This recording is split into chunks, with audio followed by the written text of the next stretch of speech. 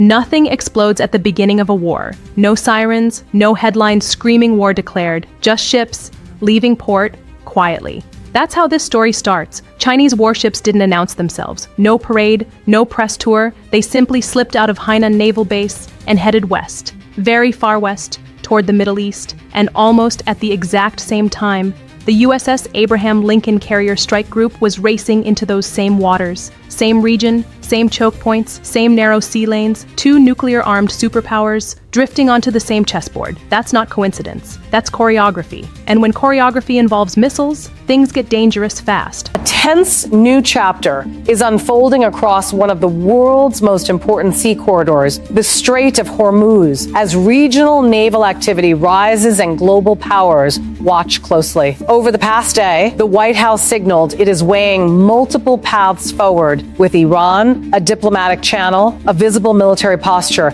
and a warning-laced message aimed at deterrence. Pause for a second.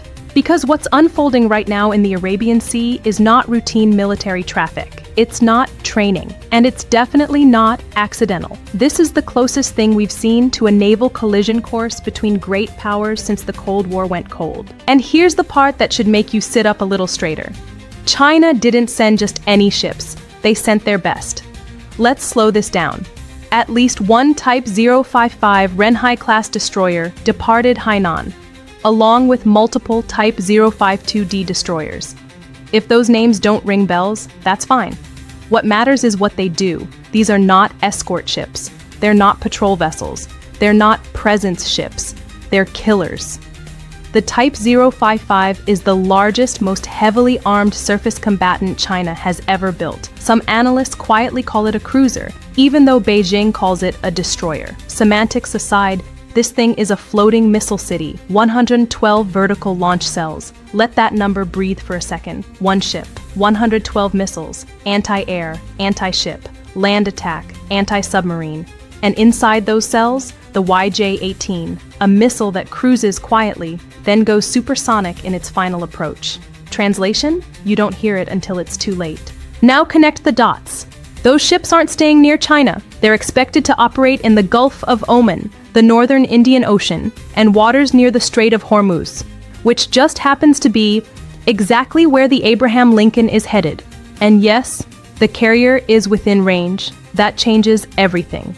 Now, Beijing says these ships are on routine exercises. Of course they do. Every military escalation in history starts with the word routine. But intelligence sources tell a very different story. This deployment wasn't casual, it wasn't spontaneous, and it definitely wasn't symbolic. China accelerated the deployment after tracking the movement of the Abraham Lincoln. They were watching, they were measuring, they were waiting. Then they moved. Because here's what most people miss. China almost never sends Type 055 destroyers outside the Western Pacific. These ships are crown jewels, they're guarded assets. They're not sent 6,000 miles from home unless something really matters. And this matters. A lot. Let's talk timing.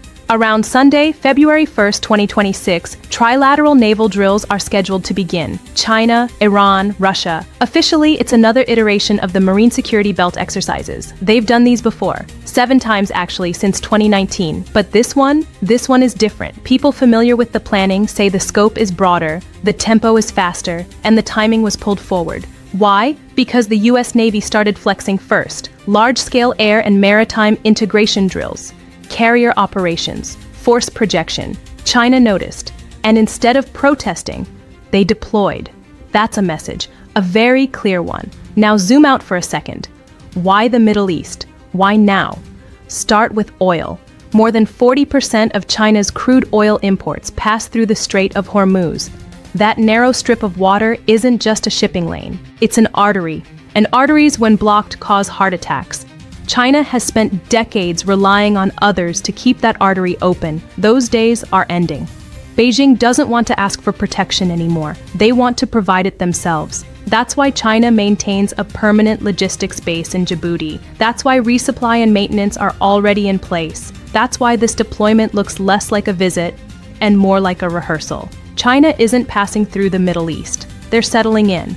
Now let's talk about the strait itself, because this is where things stop being theoretical. The Strait of Hormuz carries roughly 20% of global oil, 1/5 of the world's energy supply, squeezed through a channel about 21 miles wide. Whoever controls that space controls prices, markets, and governments. That's not dramatic. That's math. That's why the US watches it obsessively, why Gulf states panic over it, why energy markets twitch every time a radar lights up nearby. And now, you've got US, Chinese, Iranian, and Russian warships operating in close proximity, with missiles loaded, with radars active, with nerves stretched thin. Yes, there are pre-agreed rules of engagement. Yes, there are communication protocols, but rules don't stop accidents. History proves that. One misidentified radar blip, one overworked officer, one delayed radio call. That's all it takes. And here's where the story takes a darker turn, because this wasn't improvised. Weeks before the destroyers ever left port, satellites tracked something unusual. A Chinese scientific research vessel operating in the Arabian Sea for a month. Since December 19th. Its name, Dong Yihao. Officially, it studies the ocean floor. Unofficially, it maps seabeds, collects acoustic data, charts submarine transit corridors. This is dual-use strategy at its finest. Civilian hull, military purpose. China sent research ships first, then warships later. They mapped missile flight paths. They studied underwater terrain. They prepared the battle space quietly, politely, scientifically. This wasn't reaction. This was planning. Now think about what the US did next. The Abraham Lincoln didn't just move into the Middle East, it moved from somewhere else, the South China Sea, which means something unprecedented just happened. For the first time in decades, there are no US aircraft carriers in the Western Pacific. Let that sink in. No carrier presence, no floating airfield, no immediate deterrent. Taiwan noticed. Beijing noticed. The South China Sea suddenly looks open. America repositioned to face Iran, and in doing so, created vulnerability in another theater. China understands split attention. They've studied it for years. Now add Iran to the equation. Iranian media has already confirmed something critical. These drills include live fire components, not simulations, not tabletop exercises, live missiles, anti-ship scenarios, all while an American carrier operates nearby. Let's call this what it is, a combat rehearsal. Chinese officials say the drills are defensive and transparent. They also admit they're designed to counterbalance foreign military activity. Counterbalance, that's diplomatic language. What it really means is this: don't strike Iran, we're watching. And now Russia has joined the picture. The Russian Pacific Fleet confirmed participation. Moscow says it's about regional stability. It always is. But stability, in this case, means something very specific. A three-way alignment, China, Iran, Russia, all operating in the same waters at the same time, while a US carrier looms nearby. That's not symbolism, that's geometry. And geometry determines who survives the first move. Now the picture sharpens. Because this isn't just China anymore. Russia is in, Iran is hosting, and America is surrounded. Russia didn't send diplomats. They sent warships, Pacific Fleet destroyers. China sent its newest Type 055s. Iran opened the door. This is not coincidence. This is coordination. A three-way alignment, aimed in one direction. American interests. And when you lay the weapons on the table, the imbalance becomes impossible to ignore. Let's talk firepower. Slowly. Carefully. Because numbers don't lie, even when governments do. The Type 052D destroyer doesn't get headlines like the Type 055, but it should. It carries 64 vertical launch cells, modern sensors, long endurance, blue water capable. It's designed to hunt carriers. Now pair it with the Type 055. One Type 055 carries 112 VLS cells. Multiple Type 052Ds add 64 each. Put them together.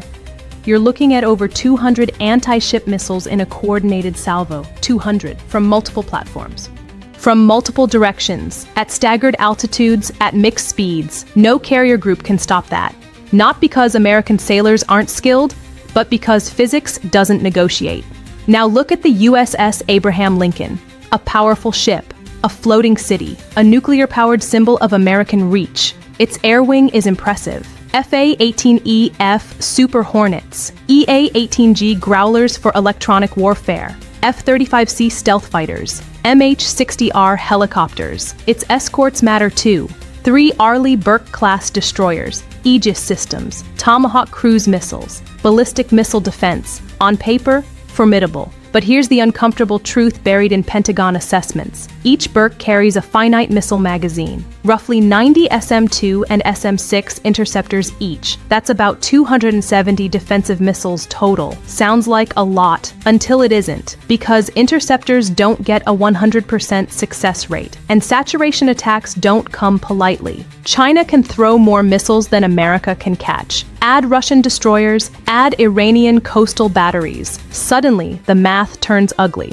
You don't send carrier-killing destroyers 6,000 miles from home to promote restraint. You send them to prevent action. China is saying one thing and doing another. That contradiction reveals intent. History gives us a warning here. The last time American, Chinese, and Russian warships operated this close together, we were still calling it the Cold War. In 1988, Soviet frigates rammed American cruisers in the Black Sea. That was peacetime. This isn't. Iran is under threat. Live fire drills are happening. Missiles are armed. One mistake now doesn't end with apologies. It ends with explosions. Let's talk defenses again. The Lincoln's escorts provide layered protection, but layered doesn't mean invincible. Saturation attacks come from all directions. High altitude, low altitude, sea skimming, supersonic terminal dives. Iran adds another layer. Hundreds of shore-based anti-ship missiles, including Chinese-supplied C-802s with 120-kilometer range. That forces the carrier to operate farther out, which limits strike aircraft range, which reduces effectiveness. Russian destroyers add electronic warfare,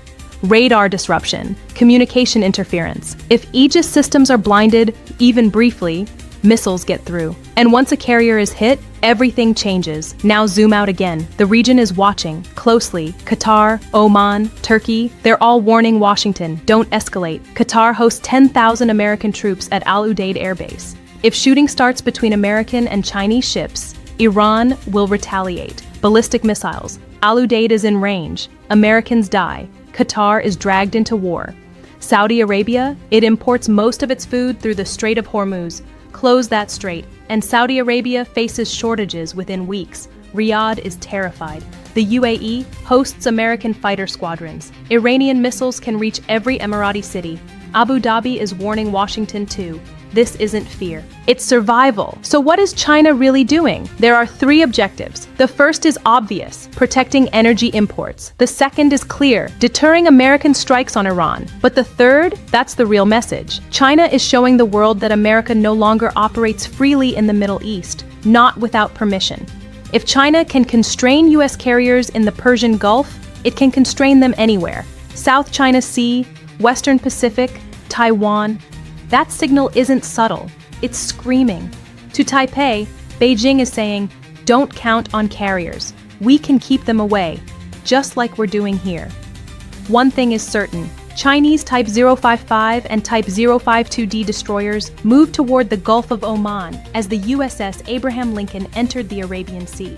Research vessels mapped the seabed weeks in advance. This was planned. If combat erupts in the Strait of Hormuz, the world's most critical energy choke point could close overnight. Markets collapse. Oil spikes. Economies freeze. Not because someone wanted war, but because someone misread a radar screen. So now we wait. Days matter. Hours matter. Every ship movement is being watched. Every signal analyzed. This is the most dangerous naval standoff since the Cuban Missile Crisis, and it's happening quietly, right now. Drop your thoughts in the comments. What do you think happens next? Support this work by liking the video, and subscribe to the channel so you don't miss what unfolds next, because this story is far from over.